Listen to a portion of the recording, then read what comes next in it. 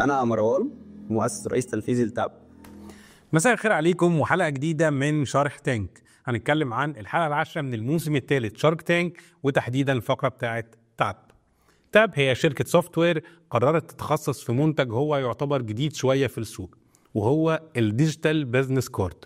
وتاب هي صاحبة أقوى تويست حصل في الحلقة دي، لأن هي بدأت بهجوم شديد من الشاركس عليها، وكان صعب جدا تاخد أي أوفر لحد ما مروان قال كلمة واحدة قلبت الموازين حرفيا. شركة شغالة بقالها سنتين في السوق، قدرت خلال الفترة دي تحقق مبيعات بحوالي 15 مليون جنيه. مروان كان جاي وطالب 15 مليون جنيه مقابل 30% من شركته، يعني تقريبا مقايم الشركة ب 50 مليون جنيه. أول ما مروان خلص البيتشنج بتاعه لقى هجوم شرس من كل الشاركس، وده كان سببه إنه عرض الشركة على إنها شركة كونتاكت شيرنج. أنت بدل ما تشيل بيزنس كارد تشيل الكارد التاب الفيزيكال ده ما عليهوش يعني تفاصيل كتيره مكتوب عليه كلمه تاب، او ممكن يبقى كاستمايزد، وانت بتحط بقى عليه ديجيتالي بالان اف سي كل الداتا بتاعتك بالابلكيشن بتاعهم، برقم تليفونك، ايميلاتك، لينكاتك، معاك 50 حاجه تحطها، وفي الاخر تعمل سكان لصاحبك او يعمل لك سكان للكارت دوت ياخد الداتا كلها.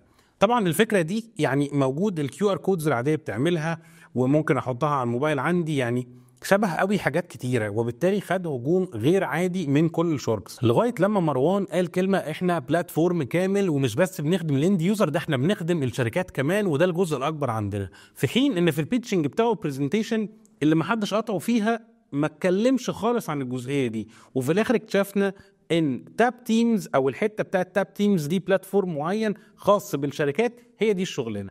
ايه بقى تاب تيمز؟ ده بلاتفورم معمول للشركات عشان تقدر الشركة تشتري منك 500 كارت، 1000 كارت، ويبقوا مع الموظفين بتوعها، وبتضيف كل الموظفين جوه نفس الابليكيشن او جوه نفس الاكاونت، وتعرف تغير وتعرف تشوف مين الموظف اللي بيحصل سكاننج على الكارت بتاعه كتير. في كمان تفصيله ليها علاقه بالليد جنريشن. فالشغلانه كلها في تاب تيمز. وبرضه بقى لما تسأل عن او يعني حب يعرض اهم مميزات عنده في الابليكيشن، فبدأ يتكلم اهم ميزه الليد جنريشن، ان انا ممكن انت لما تعملي سكان يفتح لك زي فورم تملى فيها بياناتك، وده موجود كتير جدا.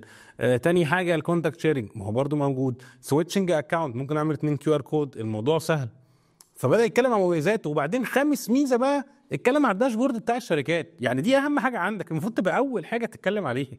هو عرض نفسه بصراحه بشكل مش صح خالص. يعني لما الشخص من وسط الكلام طلعوا فكره التاب تيمز وعرفوا القصه بتاعتها، وانك تبدا تتراك البرفورمانس بتاع كل موظف، ولو موظف مشي عندك وجي واحد مكانه هتبرس تعمل يعني اسايننج للموظف الجديد، مش محتاج تتكلف تاني تكاليف طباعه كروت جديده وكروت تترمي، فالكوست ده هيتوفر. فبدأوا يفهموا ان في قصة هنا، وهم اللي طلعوا كلام من بوقه بصراحة. ولكن برضو فضلوا يعندوا كده في حتة: طب هتعمل ايه لو جوجل او ابل حبت تعمل حاجة زي كده؟ بصراحة انا مش مقتنع برأيهم في الحتة دي خالص. ده مش ابلكيشن كونتاكت عادي اللي هو الديفولت موجود على الاب، ده في تفاصيل وبلاتفورم للشركات، ويعني ما اعتقدش ان ولا جوجل ولا ابل هتبقى مهتميه بالحته دي. ولو كل ابلكيشن اتعمل قلنا طب هنعمل ايه في جوجل واب وهم يعني اكبر شركات وممكن في ثانيه يعملوا، طب خلاص مش هنعمل بقى موبايل ابلكيشنز خالص يعني.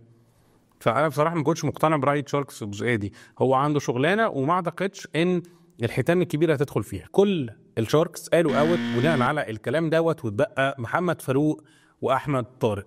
وبرغم ان محمد فاروق كان من اكتر الناس اللي بتهاجمه في الاول، ولكن طبعا التويست بتاع فكره البي تو بي عجبه، وبالتالي قرر يديله اوفر مميز قوي. هو قال في وسط الكلام ان انا نص الفلوس اللي هاخدها ال 15 مليون هعمل بيها تك، والنص التاني بقى ماركتنج ويعني اكسبنسز تانية.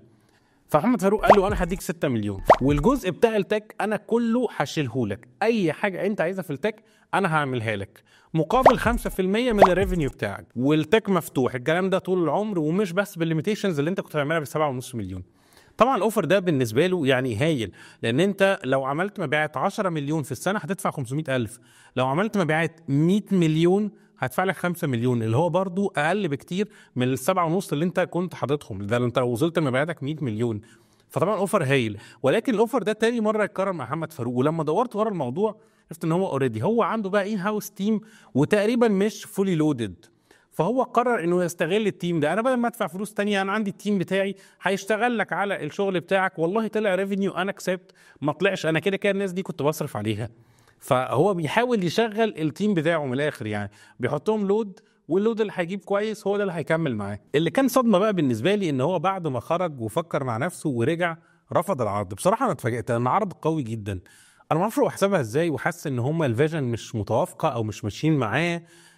هو خاف لان محمد فاروق هيديله 6 مليون وهياخد 51%. اعتقد هو خاف اكتر، الموضوع ملوش علاقه بالفيجن، هو حس ان انا شركتي بتضيع مني، وده احساس بيبقى عند اغلب الناس في بدايه يعني المشوار بتاع البيزنس، بيبقوا بيحبوا شركاتهم قوي. ولكن الاوفر يعني انت هتعمل انت شركه تك وجاي ارم تك قوي هيعمل لك كل اللي انت عايزه. انا بصراحه كنت شايفه اوفر ما اترفتش. احمد طارق بصراحه من اكتر الناس المحترمه اللي انا شفتها، حتى لما مش بيبقى هو داخل في العرض هو بيهتم جدا انه يوضح العرض للي واقف عشان يعرف ياخد قرار صح. فاداله فرصه تانية، قال له بص هديك فرصه تفهم العرض كويس وفكر وقول قرارك بقى مره واحده. فشرحه له تاني بالتفصيل وهو هيستفاد ايه وهيوفر كام، وحولها له الارقام زي ما اتكلمنا من دقيقه. فهو الولد بدأ يشوف لا طب ما انا فعلا ده انا مستفاد جدا. وفي الاخر اتقفل ان سلام واحمد طارق ومحمد فاروق الثلاثه دخلوا معاه في الاوفر دوت، وهو وافق عليه واستفاد بيه. واعتقد ان ده هيبوش جامد قوي الفتره اللي جايه. وده كان ملخص الفقره بتاعه تاب في الحلقه العاشره من الموسم الثالث شارك تانك. لو عندكم اي اسئله او استفسارات اكتبوا لنا في الكومنتات. لو عايزيننا نتكلم في اي مواضيع تانية خاصه بالبيزنس ابعتوا لنا على طول. ما تنسوش تعملوا لايك وشير، ولو انتم على اليوتيوب تعملوا سبسكرايب للقناه.